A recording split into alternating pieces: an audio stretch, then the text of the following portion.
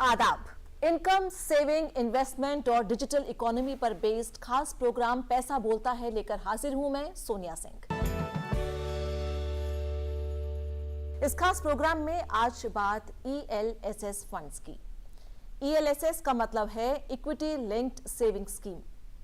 Equity linked saving scheme दरअसल tax saving mutual fund है जो इन्वेस्टर को लॉन्ग टर्म में बढ़ती हुई महंगाई के इनकम पर होने वाले असर को मात देने में मदद करती है। ये टैक्स सेविंग स्कीम असल में इक्विटी म्यूचुअल फंड है जिसमें इनकम टैक्स एक्ट के सेक्शन 80C के तहत टैक्स डिडक्शन के साथ 3 साल का लॉक इन पीरियड होता है। और क्या क्या है इसके फीचर्स और क्या है इसके फायदे, इसी पर बात करने के लिए हमारे साथ मौजूद हैं 2 खास मेहमान, जाने माने mutual fund expert Dinesh Chandra ji और साथ ही जाने माने टैक्स गुरु विमल जैन जी। हम आप दोनों का स्वागत करते हैं अपने स्टूडियो में। दिनेश जी, आपसे शुरू करते हैं। ये एक 3-in-1 स्कीम लग रही है मुझे कि यहाँ पर रिटर्न्स भी अच्छे हैं, सेविंग्स भी है और टैक्स की बचत भी है। तो आखिर क्या है ये स्कीम, किस तरह से म्यूचुअल फंड में इन्वेस्ट किया जाता है और कितने फायदे होते हैं? इसमें KYC बनाने के बाद जैसे नॉर्मल म्यूचुअल फंड स्कीम लेते हैं उसी प्रकार आप इक्विटी लिंक सेविंग स्कीम में निवेश कर सकते हैं। इसके लिए आप बैंक के माध्यम से या किसी AMC के ऑफिस में या किसी नेट पर किसी AMC के साइट पे जाकर अपना इन्वेस्टमेंट कर सकते हैं। इसके फ़ायदे हैं कि मार्केट से के जो रिटर्न है वो इसमें मिलेंगे, वो लगभग 12% के आसपास आते हैं और महंगाई जो है 6% के आसपास नॉर्मल रहती है। तो विमल जी, लेकिन अगर हम टैक्स की बात करें तो टैक्स बचत कितनी होती है? डिडक्शन के लिए भी एक तरह का एक इंस्ट्रूमेंट है, तो कितना फायदा होगा टैक्स में? देखिए, ये बहुत इंपॉर्टेंट है कि दर्शक पहले समझें कि टैक्स सेविंग की वजह से हमें इन्वेस्टमेंट करना चाहिए या ये जो इक्विटी लिंक सेविंग स्कीम की जो हम बात कर रहे हैं ये है क्या। आज देखिए Bombay stock exchange NSE Sensex highest level पे पहुंच गया है। इक्विटी शेयर्स में जब आप इन्वेस्टमेंट करते हैं तो आपको इतना फायदा दिख रहा है, लेकिन क्या आप डायरेक्टली इक्विटी शेयर्स में इन्वेस्टमेंट करेंगे? अगर आप स्मॉल इन्वेस्टर्स हैं या आपकी मिडिल इनकम एज ग्रुप में हैं तो आप कैसे ये फायदे को उठा सकते हैं? तो आज का जो प्रोग्राम हम सब मिलकर कर रहे हैं इक्विटी लिंक सेविंग स्कीम, इसका मतलब ये हुआ ये एक तरह का म्यूचुअल फंड है। इस म्यूचुअल फंड में around 65% and above equity shares या इक्विटी लिंक्ड सिक्योरिटीज में इन्वेस्टमेंट किया जाता है। अब जब मार्केट बढ़ रहा है, मार्केट में इतना फायदा हो रहा है, तो ये म्यूचुअल फंड क्या करता है कि आपने जो पैसा इसमें लगाया, ये म्यूचुअल फंड आपके इक्विटी शेयर्स में इन्वेस्टमेंट कर रहा होता है। तो यानी जो आपके स्टॉक एक्सचेंज पे आप देख रहे हैं जो मार्केट इतना बढ़ रहा है, उसका फायदा क्या आपको ELSS में मिलेगा? बिल्कुल मिलेगा, क्योंकि पैसे तो अल्टीमेटली इक्विटी शेयर्स में ही लगाए जा रहे हैं।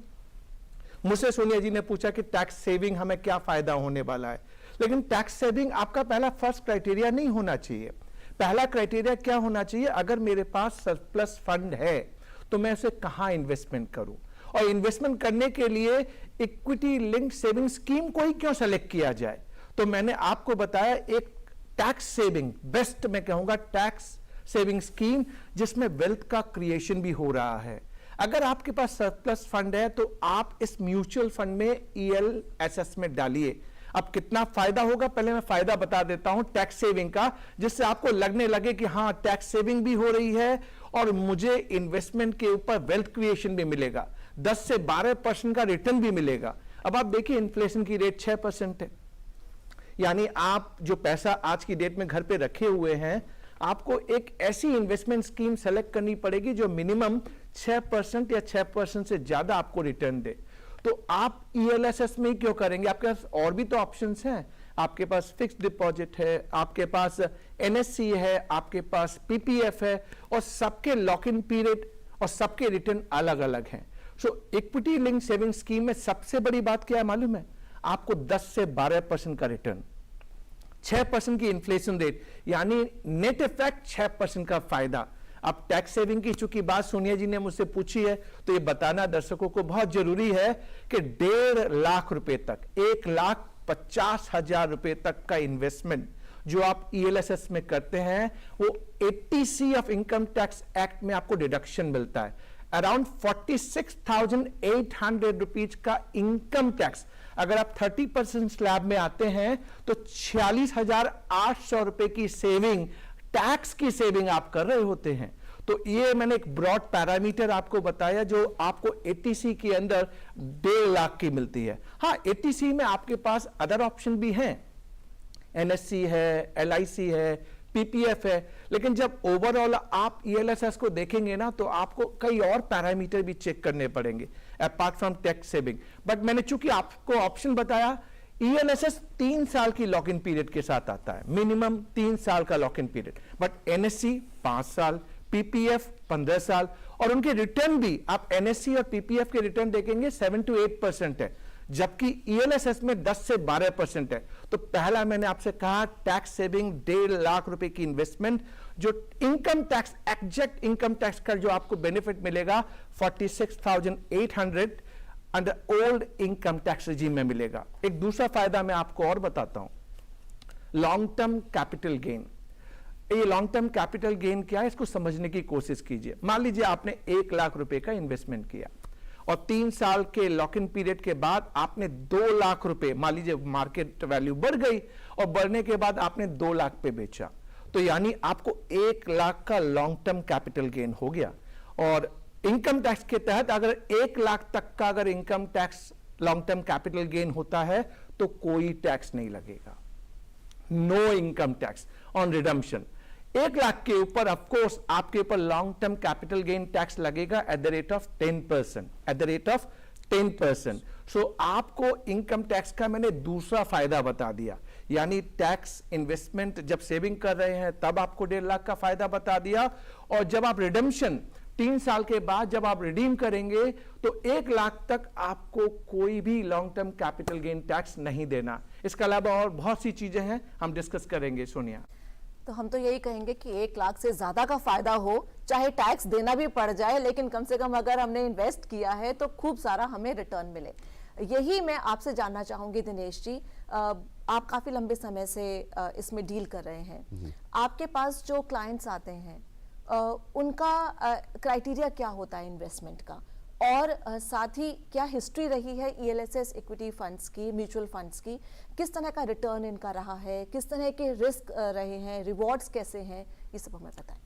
इसमें जितने भी मेरे क्लाइंट इन्वेस्टमेंट किए उन्होंने 12 से 14% का ग्रोथ पाया और वो लोग बहुत खुश हैं आज के समय में। एक इन्वेस्टर है मेरे, एक क्लाइंट जो 10,000 रुपये मंथली इन्वेस्टमेंट करते थे और आज 15 साल में उनका पैसा नियर अबाउट 50 लाख हो गया है, कॉर्पस और मूलधन दोनों लेकर। तो इसमें उनका बहुत बड़ा अमाउंट जब हो जाएगा, ये 20 साल अगर कर दें तो 1 करोड़ हो जाएगा। 1 करोड़ से वो अपना SWP के माध्यम से इसमें वो अपना पेंशन की तरह इसमें से पैसा निकाल सकते हैं।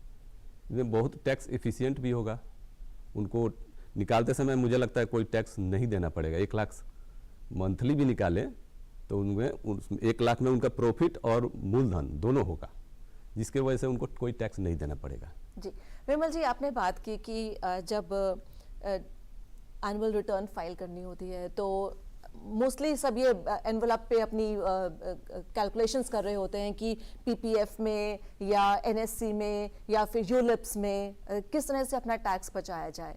अगर जैसे कि आपने हल्का सा हिंट भी किया, तो ऐसे में अगर हम कंपेयर करें टैक्स सेविंग इंस्ट्रूमेंट से ELSS को, तो क्योंकि लॉक इन पीरियड कम है इसका, रिटर्न्स के हिसाब से अगर आप देखें, अगर आप इनको कंपेयर करना चाहें तो कैसे करें? देखिए, किसी भी इन्वेस्टमेंट स्कीम को आप ले लें, 3 ब्रॉड पैरामीटर आपको देखने हैं। सबसे पहला ब्रॉड पैरामीटर होता है कि आपका इन्वेस्टमेंट पीरियड क्या होना चाहिए, आप कितने पीरियड के लिए अपने फंड को लॉक करना चाहते हैं। अब सबके, मैं उस पॉइंट पे डिफरेंटली आऊंगा, लेकिन तो पहले आपको देखना है 3 साल जो सबसे मिनिमम टाइम पीरियड है ELSS में आपको मिल रहा है। NSC जैसा मैंने आपको बताया 5 साल, PPF 15 साल, LIC की अलग अलग डिफरेंट स्कीम होती हैं, तो पहले आपको ये देखना है जो मेरे पास सरप्लस फंड है इसको मैं इन्वेस्ट करना चाह रहा हूं तो कितने पीरियड के लिए लॉक इन करूं। फिक्स डिपॉजिट भी है, गोल्ड भी है, तो पहले आप अपना क्राइटेरिया देखिए इन्वेस्टमेंट का पीरियड आप क्या चाहते हैं। दूसरा तरीका आपको यह देखना है आप पैसा इन्वेस्ट कैसे करना चाहते हैं, SIP करना चाहते हैं या लमसम करना चाहते हैं। जब मैंने SIP कहा तो आप समझेंगे SIP है क्या। ये सिस्टमेटिक इन्वेस्टमेंट प्लान है। सोनिया, होता क्या है कि देखिए आप एक साथ भी सारा पैसा लगा सकते हैं, लेकिन आप किस समय पे किस टाइम पे इन्वेस्टमेंट कर रहे हैं ये बहुत इंपॉर्टेंट है। मार्केट अगर ऊंचाइयों पे है, मार्केट बुलिश हो रखा है, तब आप अगर एक साथ लमसम पैसा लगाएंगे तो आप हायर प्राइस पे इन्वेस्टमेंट कर रहे हैं, जो मैं आपको एडवाइस कभी नहीं करूंगा। अगर आप न्यूली इस मार्केट में आ रहे हैं और चाहते हैं मार्केट का रिटर्न आपको भी मिले और वो भी म्यूचुअल फंड के जरिए मिले और म्यूचुअल फंड का इन्वेस्टमेंट इक्विटी लिंक्ड सिक्योरिटीज के ऊपर हो, तो आप SIP को सेलेक्ट कीजिए। SIP होता है systematic investment plan, monthly basis, quarterly basis, जो आपको अच्छा लगता हो। जितना पैसा आपको लगाना आप तय कर लीजिए कि हम मंथली बेसिस पे लगाएंगे। फायदा क्या होता है मालूम है, मार्केट हमारा अप एंड डाउन हो रहा होता है। जब हम सिस्टमेटिक प्लान के जरिए पैसा डालते हैं तो कई बार जब मार्केट बियरिश से डाउन है तब आपने परचेज कर लिया या ज्यादा यूनिट बाई कर ली, कभी अप है तो आपने सिस्टमेटिकली इन्वेस्ट किया, तो ओवरऑल जो आपका एवरेज होता है ना वो घटता जाता है और एवरेज आपका अच्छा बनता जाता है। लेकिन लमसम में क्या होगा, लमसम में मान लीजिए जब मार्केट बुलिश है तब आपने परचेज कर लिया तो इसका मतलब आपने हायर प्राइस पे परचेज कर लिया, तो यानी आपके रिटर्न के चांसेस कम हो जाते हैं। तो इन्वेस्टमेंट के पहले मैं 2 पैरामीटर आपको बताए कि कितने पीरियड के लिए और कैसे आप इन्वेस्टमेंट करेंगे। दूसरा क्राइटेरिया होगा आपके रिटर्न देखने का, आप रिटर्न कितना चाहते हैं। गोल्ड में इन्वेस्टमेंट करेंगे एक आपका 5 से 7%, आप अगर फिक्स डिपॉजिट में करेंगे 5 से 6%, NSC में करेंगे 7 to 8%, PPF में करेंगे 7 to 8%। बट मैंने आपको बता दिया लॉक इन पीरियड, NSC 5 साल के लिए, PPF 15 साल के लिए। गोल्ड के लिए आप कंफर्मिटी नहीं है कि हमेशा बढ़ेगा, ये भी बढ़ता घटता रहता है, बट आपको ये देखना है मुझे रिटर्न कितना चाहिए। तो कभी भी कोई भी इन्वेस्टमेंट आप करना चाहते हैं तो सबसे पहले यार्डस्टिक बनाइए कि इन्फ्लेशन की रेट क्या चल रही है। अगर इन्फ्लेशन की रेट 6% चल रही है तो आपको एक ऐसी स्कीम को सेलेक्ट करना पड़ेगा जो आपको 6% से ज्यादा का रिटर्न दे। तो अगर आपको इक्विटी लिंक्ड सेविंग्स की जो इक्विटी शेयर्स के ऊपर डिपेंडेंट है 12 से 14% का रिटर्न देती है, दिनेश जी ने भी कहा कि उनके क्लाइंट की बल्ले बल्ले हो गई, 10 से 14%, इन्फ्लेशन 6%, यानी रिटर्न अगर आपको सबसे ज्यादा मिल रहा है तो ELSS में मिल रहा है। अब आते हैं हम थर्ड इंपॉर्टेंट पॉइंट कि आपको जब पैसा चाहिए, जब आप पैसा वापस लेना चाहते हैं, रिडेम्पशन लेना चाहते हैं, तो आप कितनी जल्दी लेना चाहते हैं। देखिए इन्वेस्टमेंट के लिए एक बहुत बड़ी अच्छी बात है, जितना जल्दी इन्वेस्टमेंट करेंगे, जितना लॉन्गर पीरियड के लिए करेंगे, उतना ही ज्यादा ये आपको फायदा देगा। यानी जितनी जल्दी आप स्टार्ट करेंगे और जितना लॉन्गर पीरियड के लिए करेंगे, क्योंकि लॉन्गर पीरियड होगा तो उसका इफेक्ट जो क्यूमुलेटिवली आपके पास रिटर्न आता है वो बेहतर तरीके से आता है। और रिडेम्पशन भी बड़ा 2 तरीके से आता है आपके पास। आप चाहे लमसम पैसा वापस ले सकते हैं, पर लमसम जैसे ही आप लेंगे 1 लाख रुपए से ऊपर लॉन्ग टर्म कैपिटल गेन हो गया तो यानी 10% का इनकम टैक्स लग जाएगा। लेकिन आपने SWP, इसको बोलते हैं सिस्टमेटिक विड्रॉल प्लान, यानी आपने तय कर लिया नहीं मुझे एक साथ पैसा वापस नहीं चाहिए, मुझे तो पेंशन की तरह महीने महीने ये पैसा मिलता रहे और मेरी रोजमर्रा की जिंदगी चलती रहे। जिस इन्वेस्टमेंट पे मैंने 10 से 12 से 14% से रेट ऑफ रिटर्न से पैसा कमाया है वो मुझे बैलेंस पीरियड में मिलता रहे। तो सिस्टमेटिक विड्रॉल प्लान भी हम सबके लिए अच्छा है और 1 लाख से नीचे होगा तो फायदा भी तो हमको मिल रहा है इस चीज का। तो ये सारी ओवरऑल सिचुएशन को देखते हुए हमें किसी इन्वेस्टमेंट प्लान को सेलेक्ट करना चाहिए। पर ओवरऑल ELSS क्यों, इसके फायदे मैंने आपको दिखाए और बताए, और आपको समझना पड़ेगा एक ऐसा टैक्स सेविंग इन्वेस्टमेंट प्लान है जिसमें वेल्थ का क्रिएशन भी हो रहा है, आपको बेनिफिट मिलती है कि आप सिस्टमेटिक तरीके से इन्वेस्टमेंट कीजिए और सिस्टमेटिक तरीके से विड्रॉ कीजिए। जी, तो दिनेश जी एक डाइवर्सिफाइड पोर्टफोलियो चाहिए इस तरह से, तो अगर आपको एक अच्छी रिटर्न चाहिए ताकि अगर एक सेक्टर ऊपर जा रहा हो दूसरा सेक्टर नीचे जा रहा हो, तो बैलेंस हो जाए, हमारा नुकसान ना हो।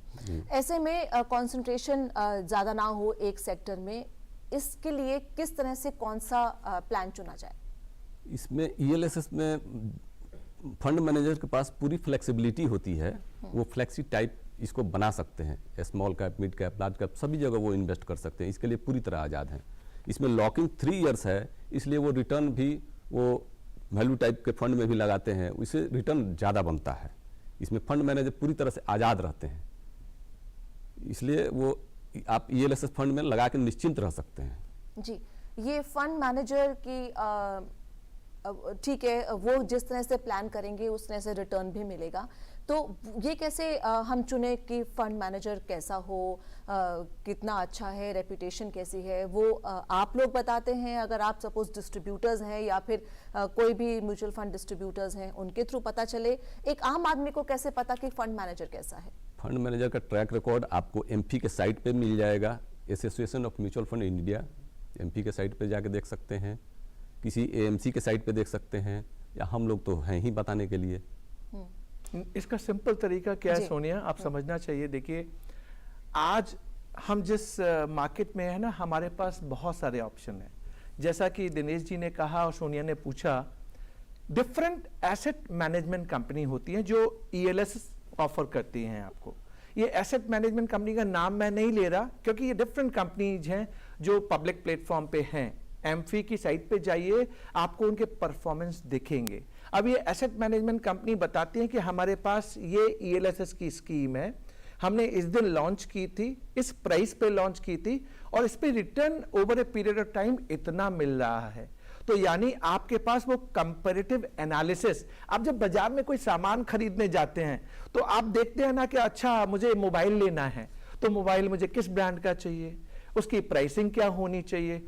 आप सिंपल इसी लॉजिक को माइंड में लगा के रखिए कि जब आप ELSS में इन्वेस्टमेंट करना चाहते हैं तो डिफरेंट एसेट मैनेजमेंट कंपनीज के जो डेटा हैं वो पब्लिक डोमेन पे हैं, एमफी की साइट पे हैं। जो आपके डिस्ट्रीब्यूटर और एजेंट हैं उनको सारा मालूम है कि कैसे चल, और कौन सा फंड मैनेजर अच्छा चल रहा है, कौन सा फंड मैनेजर अच्छा कर रहा है, जिसका रिटर्न ज्यादा होगा और जिसका सेफ एंड सिक्योर्ड होगा।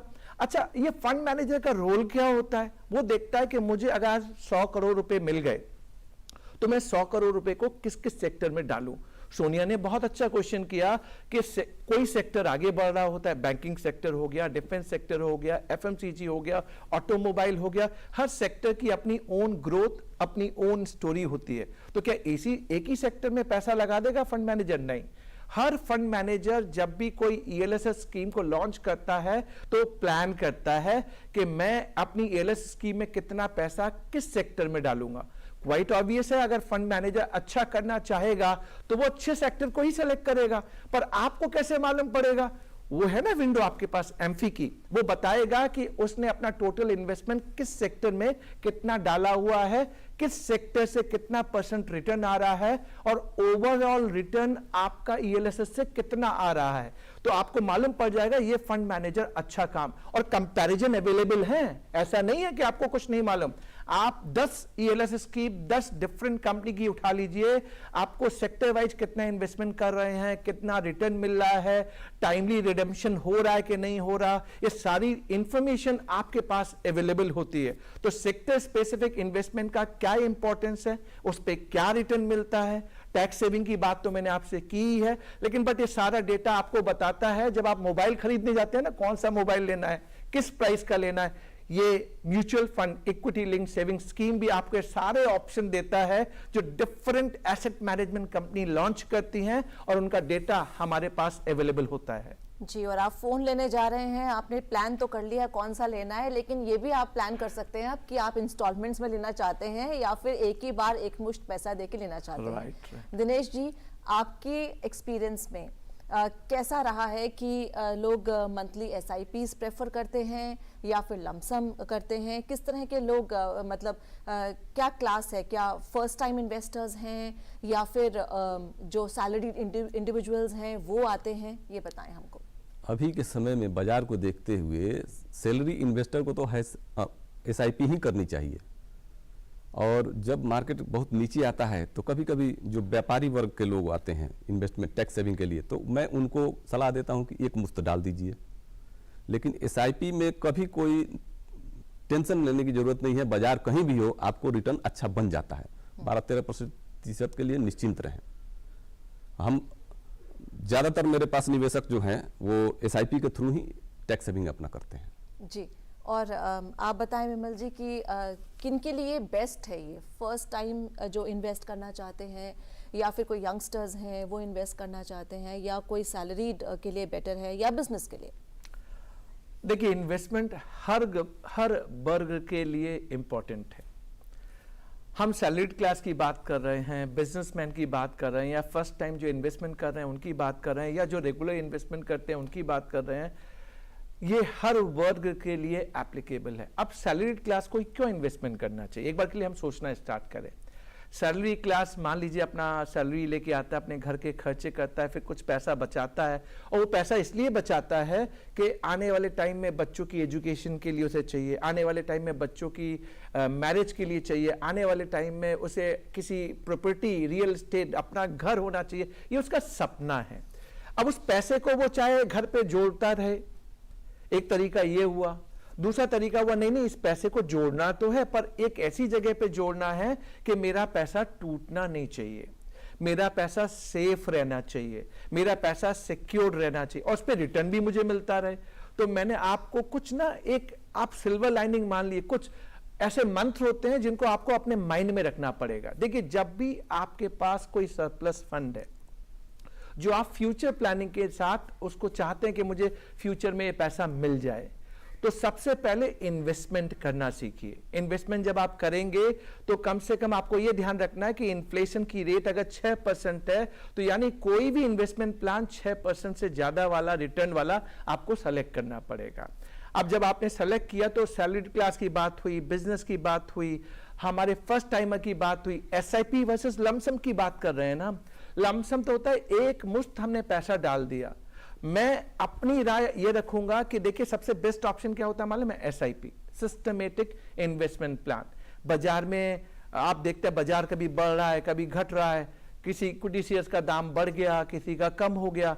आप डेली मार्केट में तो उठ के बैठ के देख नहीं सकते, आपको मालूम भी नहीं है क्या करना है। आपने सारा काम एसेट मैनेजमेंट कंपनी जो फंड मैनेजर है ना उसके ऊपर छोड़ देना है। आपको बस सेलेक्ट करना है कि मैं एक ऐसी कंपनी के साथ जाऊं, ऐसे फंड मैनेजर के साथ जाऊं जो मुझे एश्योर्ड रिटर्न 14% का देता हो। बात बाकी तो उसका काम है। एसआईपी से फायदा क्या होगा कि मार्केट बढ़ रहा है या घट रहा है आपको कोई फर्क नहीं पड़ता। आप इन्वेस्टमेंट सिस्टमेटिकली मंथली और क्वार्टरली किए जा रहे हैं, करते जा रहे हैं, तो आपकी प्राइस एवरेज होती रहती है।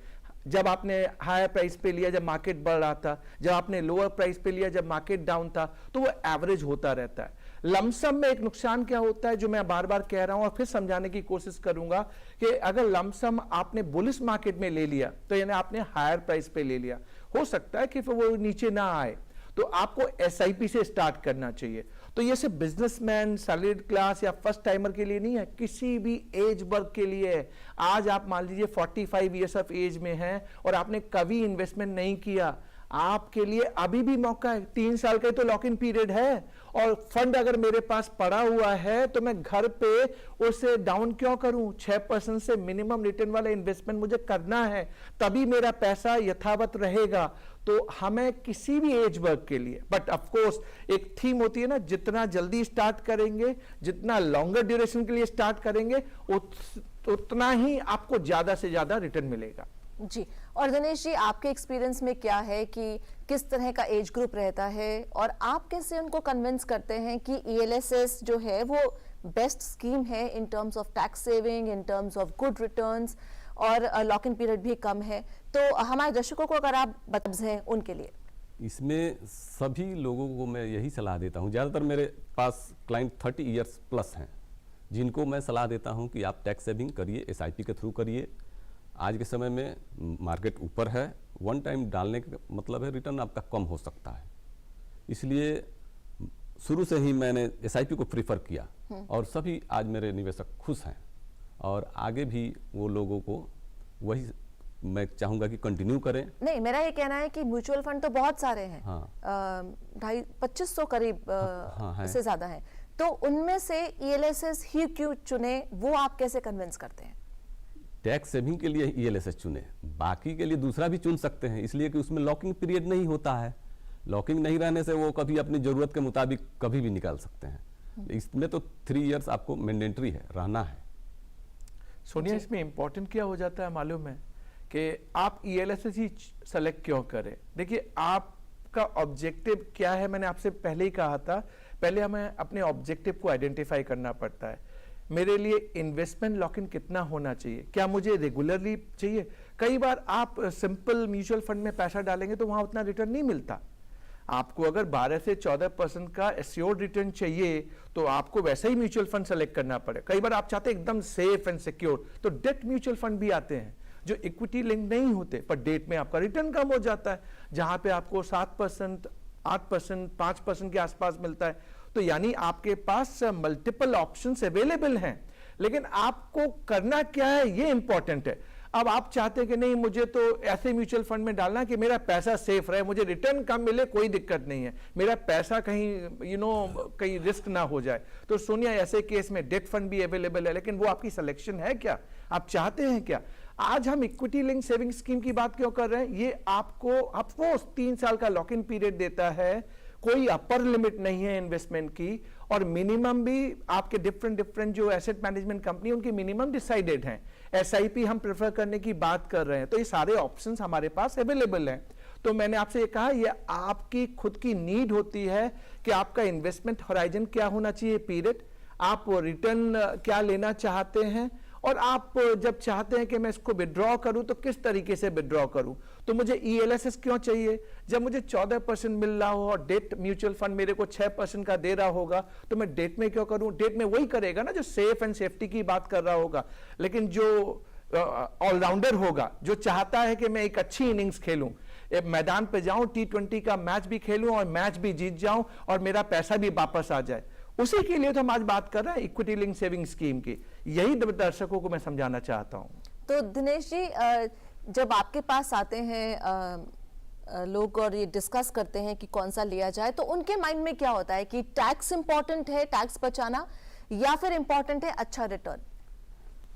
टैक्स के लिए जो आते हैं उनको टैक्स सेविंग ही मैं प्रेफर करता हूं, लेकिन अच्छा रिटर्न के लिए आप स्मॉल कैप में भी जा सकते हैं, मिड कैप में भी जा सकते हैं, लेकिन मेरा उद्देश्य ये रहता है जिसको टैक्स सेविंग चाहिए उसको जरूर दे।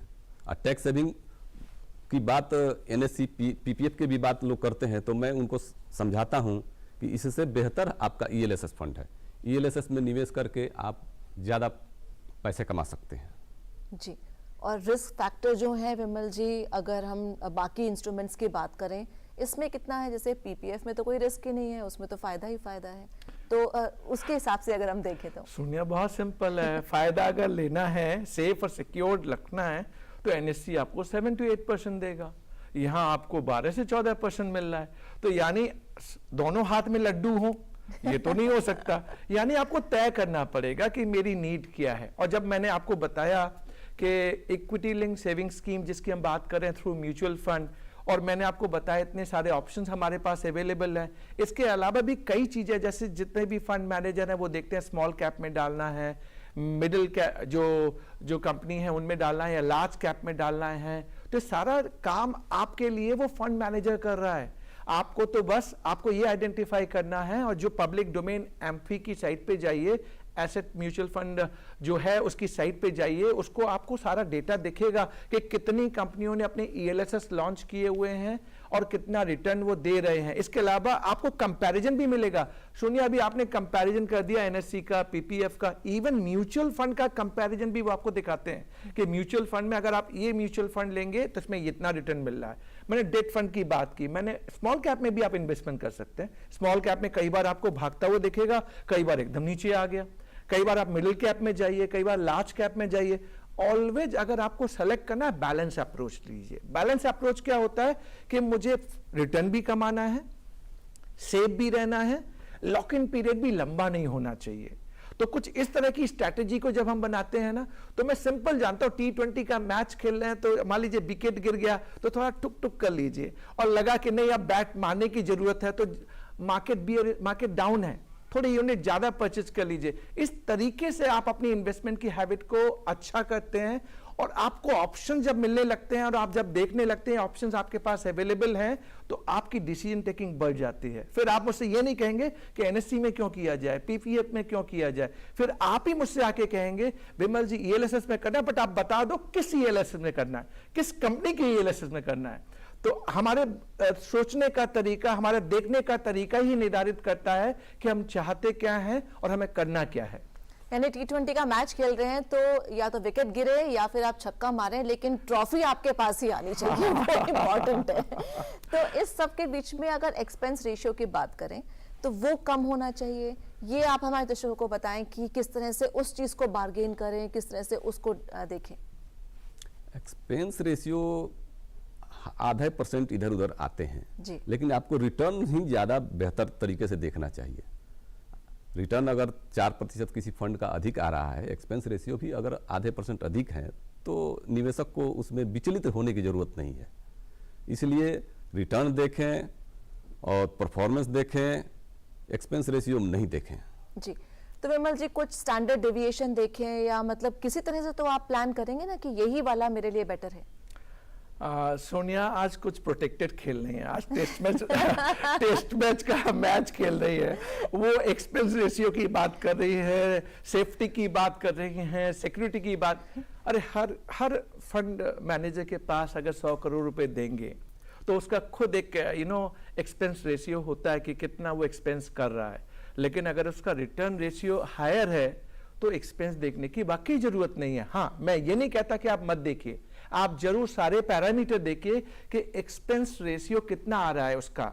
अगर वो हायर है कंपेयरिंग अदर्स तो आप सोचिए क्यों हायर है। अब हायर है लेकिन आपको रिटर्न भी उसका हायर दिख रहा है, तो कॉरेस्पॉन्डिंगली जब आप प्लस माइनस करते हैं तो आपको फायदा दिख रहा है। जब फायदा दिख रहा है तो फिर एक्सपेंस रेशियो नहीं देखना चाहिए। बट हाँ, मैं आपसे ये नहीं कह रहा कि आपको नहीं देखना चाहिए, डेफिनेटली देखिए। हाँ, स्टैंडर्ड डिविएशन की अगर आपने बात की है, जो सोनिया चाह रहे हैं कि स्टैंडर्ड डिविएशन बता दीजिए, प्लस माइनस में कहाँ देखूं। 0.5% मैक्सिमम ऑन एन एवरेज आप देख लीजिए, 0.5% के अंदर टॉलरेंस में है प्लस माइनस, तो फिर चिंता की कोई बात नहीं है। लेकिन आपका पैरामीटर दोनों देखना है, आपको रिटर्न वाला भी देखना है, एक्सपेंस वाला भी देखना है। बट एक्सपेंस देख के डिसीजन लेना है ना, ये कंजर्वेटिव अप्रोच हो जाएगा। अगर एक्सपेंस 0.5% से ज्यादा है comparing other options available, but return भी आपका 2% 3% ज्यादा है, तो आपको तो फायदा ही हो रहा है ना। तो फायदे की बात करनी है, तभी तो हम बोलते हैं पैसा बोलता है। ऐसा बोलता है। तो जैसे ईएलएसएस की अगर हम बात करें, कोविड के बाद हमने देखा कि जो डीमैट अकाउंट्स हैं वो हर महीने लगातार उनमें बढ़ोतरी होती जा रही है, जो नए खुल रहे हैं। ऐसे में ईएलएसएस के लिए भी क्या डीमैट अकाउंट चाहिए, क्या उसके लिए भी खोलना पड़ता है, वो सब आप हमें बताएं। नहीं, ईएलएसएस फंड खरीदने के लिए आपको डीमैट अकाउंट की जरूरत नहीं है। नॉर्मल आपका सेविंग अकाउंट से वो लिंक कर दिया जाता है, ऑटो डेबिट होने लगता है एसआईपी में। वन टाइम है, एक बार चेक दीजिए, आपका इन्वेस्टमेंट हो जाएगा। जब जरूरत हो, जब चेक दीजिएगा, तब आपका इन्वेस्टमेंट हो जाएगा। जी, डीमैट की कोई जरूरत नहीं। जी, लेकिन म्यूचुअल फंड्स अगर हम वैसे खरीदते हैं तो उसमें आपको डीमैट्स भी चाहिए, तो इसमें क्यों नहीं चाहिए? पहली बात तो ये, क्योंकि लोगों को पता ही नहीं होगा ये बात कि उसके लिए आपको डीमैट चाहिए कि नहीं चाहिए। कितना डिफरेंट है ये बाकी नॉर्मल म्यूचुअल फंड से? या फिर अगर हम नामी गिरामी जो म्यूचुअल फंड्स अभी हम देख रहे हैं, चाहे निपॉन हो, कोटक हो, या ये सब हो, लार्ज कैप हो, मिड कैप हो, इन सब के कंपैरिजन में कितना डिफरेंट है? सी एक्चुअली ये जो हम ईएलएसएस की बात कर रहे हैं ना, एक स्पेसिफाइड प्लान है, इसमें डीमेट की जरूरत नहीं है, जैसा कि दिनेश जी ने कहा आपसे। बट हाँ, डिफरेंट प्लान में अगर आप जाएंगे तो हाँ डीमेट की जरूरत पड़ जाती है। आप इक्विटी शेयर्स में इन्वेस्टमेंट करेंगे तो डीमेट की जरूरत पड़ जाती है। इसका फोकस ये है कि जो स्मॉल इन्वेस्टर्स है, जो हमने सैलरीड क्लास की बात की, जो फर्स्ट टाइमर है, जो इतने हैसल में नहीं जाना चाहता कि डीमेट अकाउंट होता क्या है, तो उसके लिए एक सीधा साधा ऑप्शन दे दिया, भाई आप अपना सेविंग अकाउंट को लिंक करवा लो, एक चेक के जरिए पेमेंट करवा लो। और चेक के लिए भी आजकल तो ई बैंकिंग के जरिए आपका वो ऑटो डेबिट हो जाता है। ऑटो डेबिट हो जाता है, यानी आपको हर बार चेक देने की भी जरूरत नहीं है। तो यानी आप भी ऐसे ही कोई ऑप्शन खोज रहे होंगे। आप नहीं चाहेंगे कि मेरे लिए हैसल हो, पहले डीमेट अकाउंट खोल, फिर डीमेट अकाउंट में सारी चीजों को चेक कर, फिर KYC कर, हाँ, फिर केवाईसी करवाओ और केवाईसी करवा के सारे हैसल। तो इनिशियली इसको जरा सिंपल रखा गया है, सिंप्लीफाइड फॉर्म में रखा गया है कंपेयरिंग अदर्स। इसी सिनेरियो को ध्यान में रखते हुए जो स्मॉल टाइमर है, जो सैलरीड क्लास है, उनको ध्यान में रखते हुए ईएलएसएस को प्रमोट किया जाता है। आज जो हम पैसा बोलता है, मैं ईएलएसएस की बात कर रहे हैं, उसकी वजह भी यही है, हम डिफरेंट इन्वेस्टमेंट प्लान की बात कर रहे हैं, बट हम प्रमोट कर रहे हैं ईएलएसएस। हम किसी कंपनी का नाम नहीं ले रहे, बट ईएलएसएस क्यों, हमने सारी बात की जिसमें डीमेट की जरूरत नहीं है, आपके पास जो कॉम्प्लायंसेस हैं डीमेट वाले, केवाईसी वाले, उसकी जरूरत नहीं है, आपका ऑटो डेबिट बैंक से हो जाता है। इतने सारे एडवांटेज अगर किसी इन्वेस्टमेंट प्लान में आपके पास अवेलेबल हो तो क्वाइट ऑब्वियस आप क्या, मैं क्या, हम सभी आना चाहेंगे जी। और इंडिया के ग्रोथ स्टोरी को देखते हुए क्या आपको लगता है कि अब ईएलएसएस और इनमें इजाफा होने वाला है? जी, इंडिया की ग्रोथ स्टोरी आगे अभी 20 वर्षों तक ऐसे ही धीरे धीरे चलती रहेगी, आगे बढ़ती रहेगी और इसमें बहुत इजाफा होगा। अभी तो अपने हिंदुस्तान के लगभग 10% लोग अभी निवेशक हैं म्यूचुअल फंड में, इक्विटी में। ये आने वाले दिनों में 20% भी हो जाए, जबकि अमेरिका में 40% है। अपने यहाँ 25%, 30% आसानी से हो सकती है जी आने वाले दिनों में। जैसे आप लोकल लेवल पे ऑपरेट करते हैं तो वहां पर किस तरह की प्रोफाइल है लोगों की और कितना अब लोगों में रुझान बढ़ा है इसको लेकर, अगर पिछले 4-5 साल की बात? ग्रामीण क्षेत्रों में भी बहुत रुझान बढ़ा है। बहुत लोग इसमें अब खुद आते हैं मेरे ऑफिस में और उसके प्रति उत्साहित हैं। पहले लोगों को मैं बहुत समझाता था, लेकिन अब ज़्यादा समझाने की जरूरत नहीं है। वो लोग इंस्पायर हो रहे हैं मीडिया से, सोशल मीडिया वगैरह ये सब यूट्यूब पर इतना सब कुछ आता देख होगा, करके, और वो लोग खुद कहते हैं कि मेरा एसआईपी बढ़ा दीजिए। जो लोग 1000 करते थे आज 5000, 10,000 में वो कन्वर्ट हो रहे हैं। जी। आईएमएफ के जो आंकड़े आए थे उसमें इंडिया टॉप पर था इन टर्म्स ऑफ ग्रोथ, तो क्या ये माना जाए कि म्यूचुअल फंड सही है और ईएलएसएस बिल्कुल ज्यादा सही है? सबसे पहले हम भारतीयों को भारत के ऊपर गर्व होना चाहिए। हम 5th लार्जेस्ट इकोनॉमी हैं आज की डेट में। यूके ने हमारे ऊपर शासन किया और 75 साल के इंडिपेंडेंस के बाद हमने यूके को पछाड़ दिया है। हम 5th लार्जेस्ट इकोनॉमी बन गए। हमारी जीडीपी की ग्रोथ 7% ओवर एंड अबव है, फास्टेस्ट। एंड अगर किसी भी इकोनॉमी से आप कंपैरिजन करें वर्ल्ड वाइड तो India is the fastest economy, growing economy. अच्छा, फास्टेस्ट ग्रोइंग इकोनॉमी की जब बात कर रहे होते हैं तो क्या होता है, हमारे यहाँ मैन्युफैक्चरिंग बढ़ रही है, हमारे यहाँ सर्विस सेक्टर बढ़ रहा है, हमारे यहाँ एम्प्लॉयमेंट अपॉर्चुनिटी जनरेट हो रही हैं। अब ये जो पैसा है, पैसा डिफरेंट रूट से हमारे यहाँ इंडिया में इन्वेस्ट होता है। जो फॉरेन डायरेक्ट इन्वेस्टमेंट भी हो सकता है, एफआईआई भी हो सकता है, म्यूचुअल फंड में आपने पैसा लगाया वो अल्टीमेटली इक्विटी शेयर्स में लगा। इक्विटी शेयर्स में लगा तो जिन कंपनियों में लगा उनके लिए अपॉर्चुनिटीज बढ़ जाती है एक्सपेंशन करने की। जब वो एक्सपेंड करते हैं अपनी मैन्युफैक्चरिंग को तो ओवरऑल आप देखिए जीडीपी बढ़ती है, उनकी मैन्युफैक्चरिंग बढ़ती है, एम्प्लॉयमेंट जनरेशन होता है। और एक मैन्युफैक्चरिंग कंपनी के बढ़ने का मतलब है जितनी अलाइड उनके साथ जुड़े हुए हैं, जो एमएसएमई एसएमई जो जुड़ जाते हैं उन सबको फायदा होता है। तो जो हमारी आईएमएफ की बात चल रही है, जो हम 2047 अमृत काल की बात कर रहे हैं, हमारे ऑनरेबल प्राइम मिनिस्टर ने विजन दिया है कि अब तो हमें 2047 तक सेकंड लार्जेस्ट इकोनॉमी बनना है।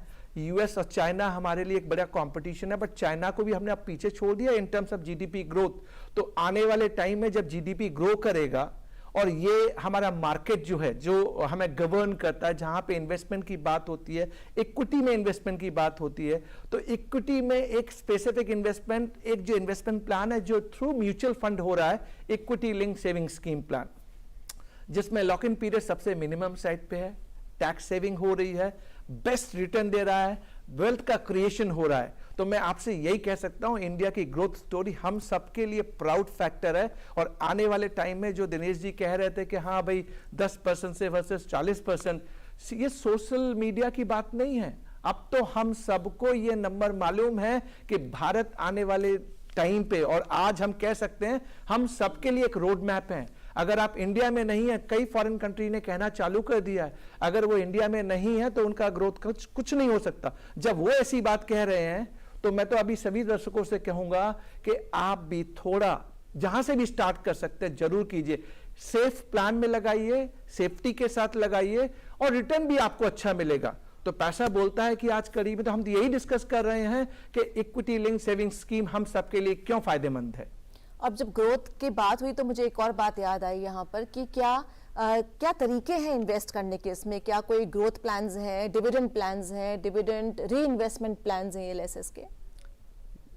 अब ELSS में डिविडेंड री इन्वेस्टमेंट प्लान सेबी ने बंद कर दिया। अच्छा। डिविडेंड पे आउट हो गया, लेकिन ग्रोथ ऑप्शन ज़्यादा बेहतर है, वो कंपाउंडिंग ज़्यादा बेटर करता है।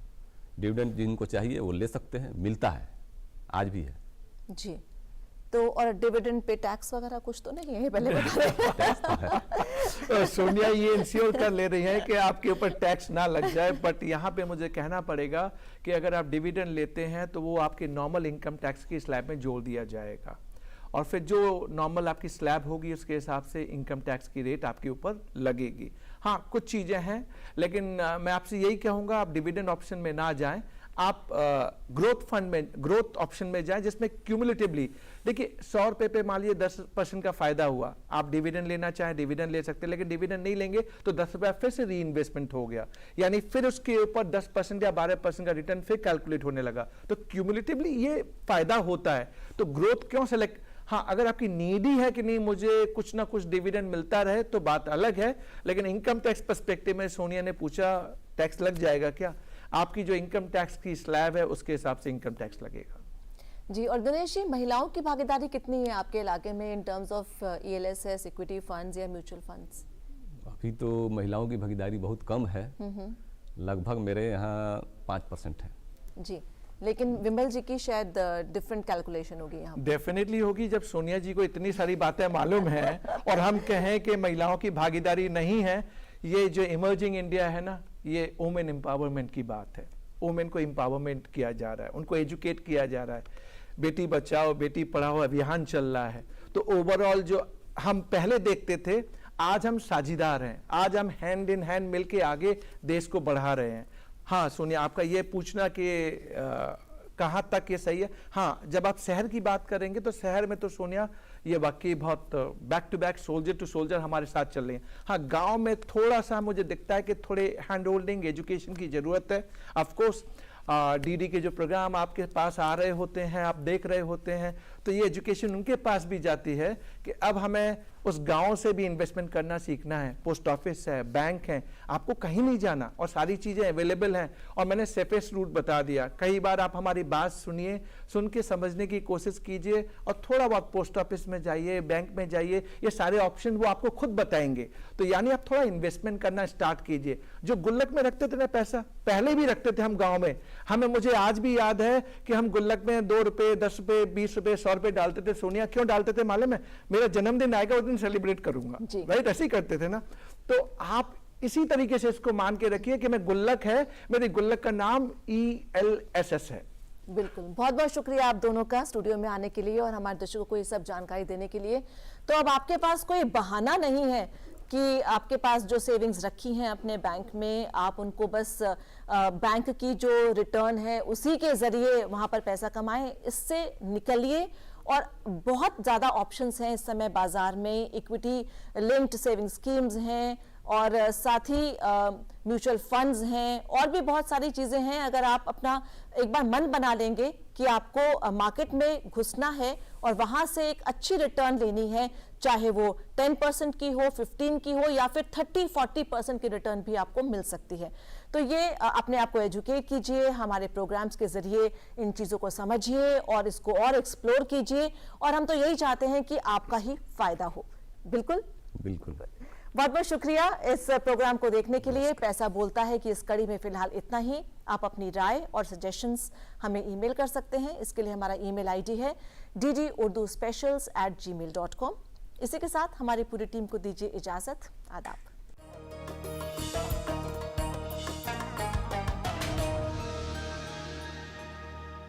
अर्जुन